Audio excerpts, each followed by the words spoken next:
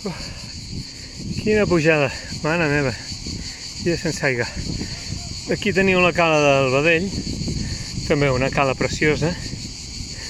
Habitualment s'hi accedeix amb embarcació, hi ha colles que hi fan alguna xefla, però bueno, sobretot a temporada baixa així, perquè ara és impossible.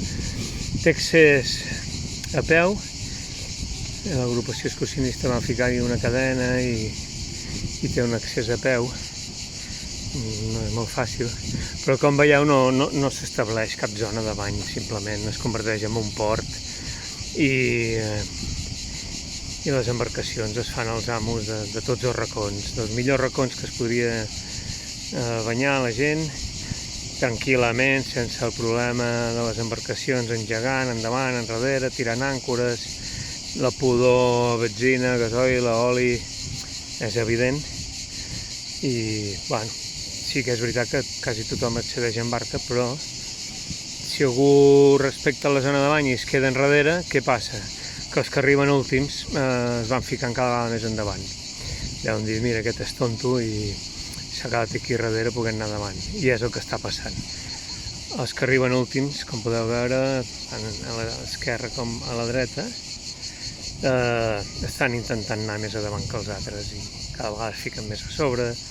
I aquí és com normalment succeeixen els accidents. Algú que s'ha capbussat i que evidentment no ha de senyalitzar perquè està en una cala al costat de la barca, pot sortir, fotre un cop de cap a l'hèlice o una maniobra mal feta, marxa enrere. Normalment la majoria d'accidents sol passar per això. I són accidents greus perquè les hèlices et poden matar.